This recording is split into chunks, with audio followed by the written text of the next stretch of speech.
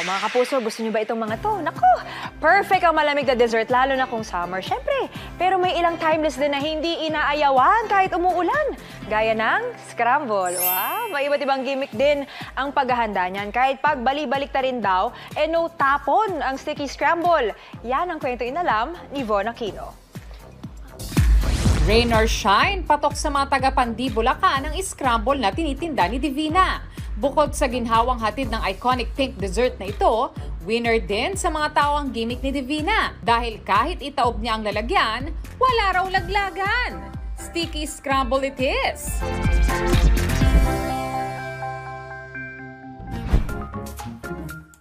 Baso man o timbang, itaob walang tapo ng scramble ni Divina. Sticky siya, kahit pag itinaob mo siya, hindi siya tumatapon. Medyo matagal siya bago tumapon. Pinakamatagal kong pagtaob ng timba 1 minuto. Kaya ang mga suki inaabangan at aliw na aliw sa kanyang paandar. Ang galing po ng kanyang scramble, binabaliktad. Amazing. Kung ngayon lang po ako nakakita, hindi siya nalalaglag. Kahit online, benta ang pakulo ni Divina. Isa yun sa style ko para mahikayat silang bumili. Dapat alam mo, kilala ang scramble sa iconic na pink na kulay nito. Ang matingkad na kulay nito ang pang-engganyo raw sa mga tao na bumili, lalo na sa mga bata. Recipe ng kanyang tiyo Teodoro ang itinitinda ni Divina. Kasi nakagisnan ko na sa mga magulang ko yan, may mga tindang scramble. Kinauna yun, hindi makain palubugin yan.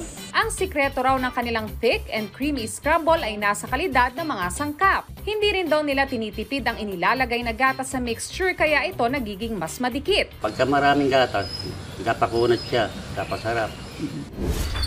Alas 6 ng umaga pa lang ay naghahanda na si Divina at iba pa niyang mga kasamahan. Sa isang timba, gumagamit ako ng 12 perasong yelo.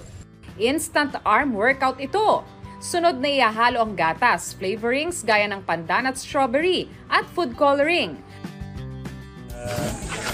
Kung inakala niyong tapos na ang workout, nagkakamali kayo dahil ang paghahalo ng scramble mixture mano-mano. Hindi biro ang prosesong ito dahil mabigat na ang timba.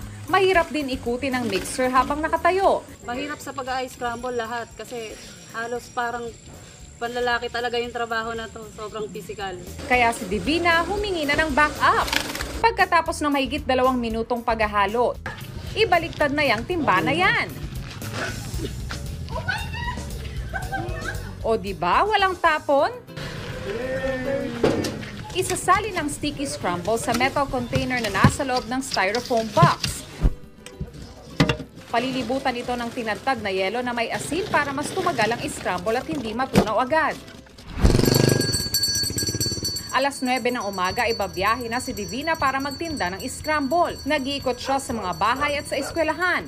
Kadalasan, mas mabili sa mga eskwelahan, yan, lalo labasan ng mga estudyante. Mapabagets o matanda, patok ang scramble ni Divina. Siyempre, di pwedeng mawala ang kanyang signature na pagbabaliktad ng cup. Naibebenta ko siya na may 5 piso pa ako, 10, 15, 20. Mura lang yung ice scramble. Minsan daw ay kumikita siya ng 1 hanggang 2,000 piso kada araw. Sa anumang negosyo, kapag ang sipag at kalidad ay hindi tinipid, tiyak ang tamis ng tagumpay ay kakapit. Ako si Von Aquino at yan ang kwentong dapat alam mo.